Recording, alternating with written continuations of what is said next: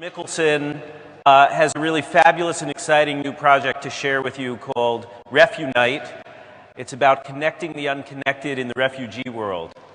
And without any further ado, I'd like to bring Christopher up.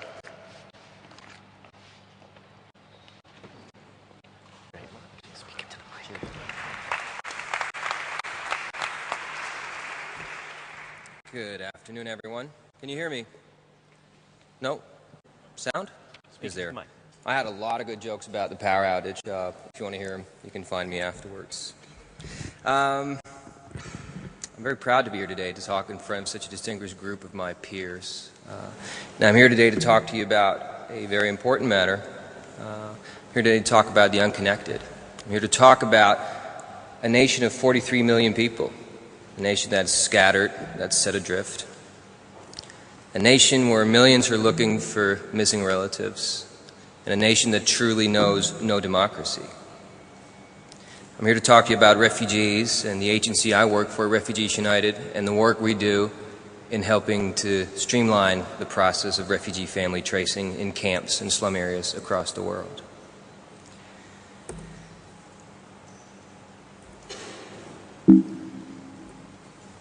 There we go. The organization was formed back in 2006 after a very personal journey my brother and I undertook, helping a young Afghan refugee named Mansour try and trace his 5 siblings and parents that had gone missing to him while escaping from the Taliban. In Pakistan, a human trafficker had separated the entire family, sent them to all the world's ends, and Mansour, at the age of 12, undertook a 4-month journey that led him up through Russia, through Europe, and eventually brought him to Denmark, where he was picked up by the authorities.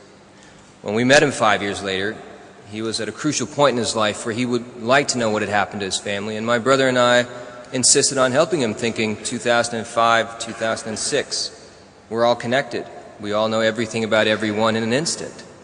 And thus began a 10-month journey of us venturing into the large agencies, the big institutions, working with the governments, and encountering a lot of goodwill, a lot of good-spirited people who wanted to help, but also what we felt was a gigantic ocean of bureaucracy, where institutions were able to focus on the millions of people that would cross borders, but when it came to that one person in the midst of it all, standing somewhere in a camp or in a resettled country, would have very little access to information. 10 months of searching led my brother and I to go back to Pakistan with Mansour, as his name was, and trace his one younger brother to the south of Russia in a city called Stavropol, where he lives as a stateless person. And after the brothers not having seen each other for nearly 6 years, not knowing the fate of both those two and the rest of their family, we reunited them in Moscow. And this whole process led us to question the international refugee tracing mechanisms. It led us to question that it seemed that no IT infrastructure had been established to connect the various NGOs working on these issues. It seemed that information that got sourced in various refugee camps or in slum areas on families that were looking for children and parents and so on stayed within those offices, not shared across agencies, not shared outside the regions, and certainly not shared across borders. And it led us to believe that a platform should be created, a platform fostering greater collaboration and enabling information on these extremely underserved people to be transversed quickly, efficiently, in a streamlined manner, so that family reunifications was no longer a process that should take years or months, but rather days. So, the structure that we harness is basically to decentralize the tracing mechanisms. We have set as a goal to solve the data bottleneck issues, the information traps as we know them, where all this information stays in localized areas, not being shared, not coming across to where it could be sourced and found by the relevant people in different parts of the world. So our approach to this is by engaging with the refugee communities themselves, seeing to it that they, as custodians of their own fate, are given the tools that enables them to become a stakeholder, a part of the process in the quest to find family members. And it should be now noted that we're dealing with not a couple of thousands of people in search of missing family. We're dealing with millions of people that can't find their closest kin. And in enabling the refugees, we of course have a lot of challenges. Some of them are technical, some of them are political, and getting various agencies to work together. The technicalities come in when we provide a platform to a group of people that traditionally do not employ the same kinds of information technologies we take for granted. They're not on the web, they don't read the same newspapers, they're not tuned into the same radio stations. How do you get to this last end user? Knowledge. Funding was, of course, a big obstacle to begin with, and very much the question that my brother and I, in founding this, had a completely different background and came in with a completely different perspective, and that we had to source a lot of information for ourselves and build up the organizations over the last 4 years to get to where we are today. The communication for the end user is, of course, as I just said, one of the key issues. How do you reach that person sitting in the outer reaches of a camp in Kenya called Dadaab? 350,000 refugees crowded into where it should have 80,000. You don't get information past the community leaders unless they accept it. And in doing so and in working so, we teamed up recently with the United Nations High Commissioner for Refugees, Ericsson, and MTN, Africa's largest mobile operator, to be able to provide our platform of searches throughout the refugee camps to enable both the NGOs and the refugees to be a much more streamlined faction in searching for missing family members using their $20 handsets and a simple text message. The text message interacts with our back end and it connects the various NGOs working in the field, working in the camps, with Refugees United and with the refugees themselves. As you see behind me here, this is taken from a camp in Uganda called Adjumani. It's not far from the Sudanese border. You have about 23,000 refugees there.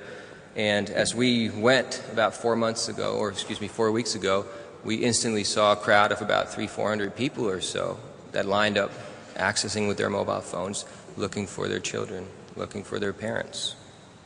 And it's an interesting thing with the mobile phones because we are so much dealing with a group of people that are disconnected, but our recent surveys in various places throughout both Kenya and Uganda shows that upwards of 75% of the refugee populations have access to a mobile phone. This is their trusted link to a world. This is their understanding. This is where they get information from. It's the only place they get their information from.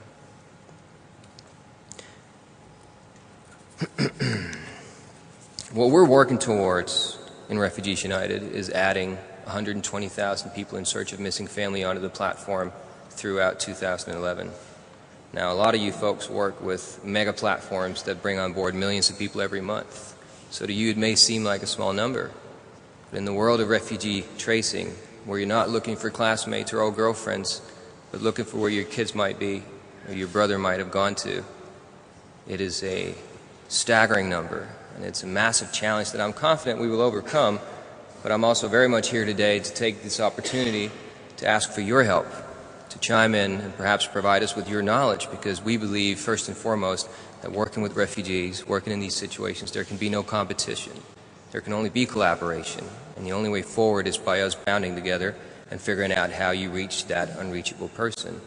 And this is why I today chose to talk about connecting the unconnected, because we're all sitting here talking about us knowing everything, going everywhere, having a complete finger on the pulse of any moment, anywhere in the world.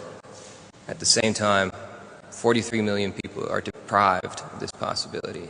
But with mobile phones and a concerted effort, we're in a position to really do something about that. And with that, I'd like to thank you for your time. And Actually, I want to invite Stephen King from the Omidyar Network up, who has an important announcement to make to share with us about Refugees United. Thank you, Mika. Christopher just asked for your help, and in the spirit of providing that help, Omidyar Network wants to announce today a grant of $2.6 million to Refugees United to help scale its platform and to help reunite refugee families. This will be announced this afternoon. We're delighted to be able to announce it here at PdF. And we believe the kind of solution that Christopher and his brother have developed is one which will have profound impact on the refugees and their missing relatives around the world.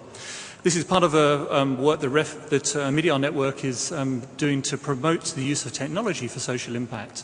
Last week at the Clinton Global Initiatives, we made an announcement to provide $30 million for the use of technology for transparency and accountability.